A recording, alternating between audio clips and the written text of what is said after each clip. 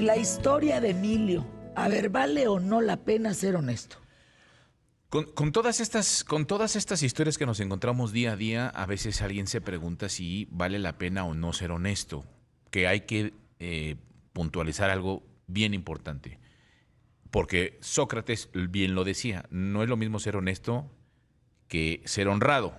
Entonces, aunque a veces estas dos palabras se confunden o dentro de la misma definición se entrelazan, no quiere decir que por ser honesto puede ser honrado. Les, les platico por qué enmarcamos primero esto con esta nota que se da. El pasado 15 de mayo, una mujer que iba en el metro se le olvida un topper, una bolsa con unos topper. Ella iba sobre la línea 3 del metro y se baja en la estación Hospital General. Entonces esta señora se da cuenta de que se le olvidó esta bolsa con los topper e inmediatamente le dice y les avisa a los elementos de la Policía Bancaria Industrial de la Secretaría de Seguridad Ciudadana que pues había olvidado esta bolsa con el topper. Estos policías hacen el protocolo de comunicación inmediato, a través de los radios de comunicación se empiezan a hablar y finalmente logran encontrar esa bolsa que había dejado la señora en el asiento en donde se había bajado, pero ya en la estación Juárez, o sea, unas cuantas estaciones más adelante. Luego entonces estos policías que encuentran estos topper y esta bolsa de plástico transparente con los topper, la recuperan y se la van y se la llevan a la señora que estaba esperándolos en la estación Hospital General y le entregan sus topper. Los policías nunca abren los topper, nunca se dan cuenta que hay en los topper. Yo me imagino que han de haber creído que eran unos sándwiches, la comida, los bocadillos, nunca abren los toppers, le entregan y entonces la señora le dice a las señoras, les agradece mucho el apoyo, pero sobre todo la honradez de los policías. Abre los toppers, son unas servilletas, desenvuelve las servilletas y hay 6,000 pesos en efectivo que había olvidado dentro del topper. Entonces, obviamente... ¿Quién mete 6,000 pesos a un topper? Pues Ella. Sí, Ella. Yo me imagino que para una ¿No? forma de... También o sea, ante la situación de inseguridad quizá o algo así, pues lo evidente es algo donde no me los vayan a cachar, pues total van a creer, al igual que muchos, que trae comida, que trae un sándwich o lo que sea, y entonces pues no registran un topper. Entonces eso pasa y agradece, como te digo, la honradez de los policías. Ahora, ¿qué sucede? Vamos con esta historia. En 1973, Charles Tittle y Alan Rowe, profesores de sociología de la Universidad del Atlantic en Florida, en los Estados Unidos, realizan un estudio sobre la honestidad y el miedo a ser castigado. Anuncian a sus alumnos que cada semana iban a realizar en clase un examen, un test, para ir evaluándolos. Después de la primera evaluación, los profesores les dijeron a sus estudiantes que los consideraban lo suficientemente maduros y responsables por lo que podrían confiar en ellos. A partir de ese momento, cada semana en este examen que les iban a hacer, se iban a poder autoevaluar. Es decir, cada semana los profesores les darían el examen, comentarían en clase las respuestas correctas para corregirlos y calcularían la calificación. Cada alumno se iba a calificar solo, si tenía bien la respuesta o la tenía mal. La evaluación final de todo el curso entonces iba a ser la suma de todas las calificaciones de las autoevaluaciones. Y así empiezan, primera semana, segunda semana, tercera semana. Llegan a la cuarta semana y después de aplicar este procedimiento, los profesores les vuelven a recordar a los alumnos que confiaban en su honestidad y en su honradez y que tenían la obligación ética de evaluarse correctamente, de evaluar correctos sus propios resultados. A la séptima semana, los profesores les comentan que habían recibido algunas quejas por un posible fraude en este tema de las autoevaluaciones. Y era importante que tomaran en consideración que ya habían recibido este aviso. Por ello, después de este supuesto fraude o por estos posibles fraudes, se veían obligados a realizar comprobaciones aleatorias para verificar que los alumnos no habían falseado el resultado. Antes de que llegara ya todo este último examen y se diera ya, digamos, la calificación final, los maestros anuncian en ese momento que habían detectado ya un caso de fraude y que por lo tanto, ante esta situación, iban a tomar medidas contra este culpable. En realidad, los profesores habían evaluado todos los exámenes personalmente, todos los exámenes desde la semana 1 hasta la última semana, los mismos maestros habían checado los resultados y habían verificado si realmente los alumnos estaban autoevaluando de manera correcta o no, y si lo estaban haciendo de manera honesta o no. Entonces, lo que ellos encuentran es que prácticamente este tipo de la autoevaluación y los fraudes habían sido generalizados. Solo 5 de 107 alumnos se habían autoevaluado de manera correcta en todas estas ocasiones. El llamado a su honradez y a la ética de los alumnos pues no había tenido mucho eco.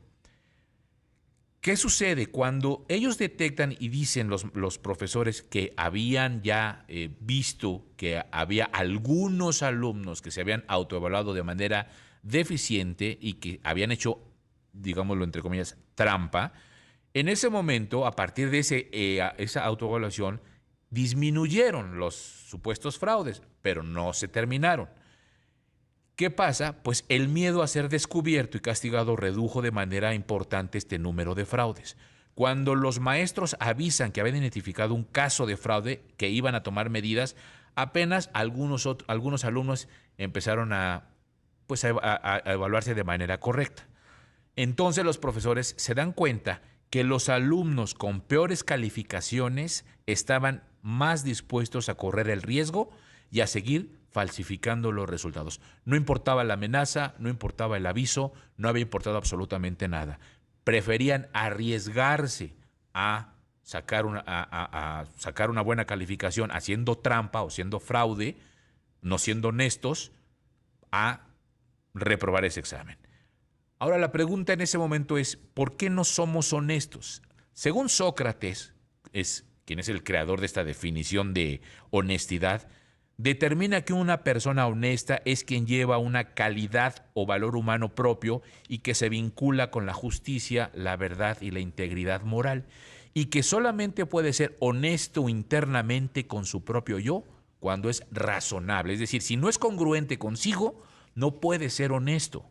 Aunque haga lo que diga y muestre o accione, si no es honesto con lo que dice y con lo que hace, entonces no es honesto. Mientras que la honradez es definida por la Real Academia de la Lengua Española como rectitud de ánimo, integridad, rectitud de ánimo, integridad en el obrar.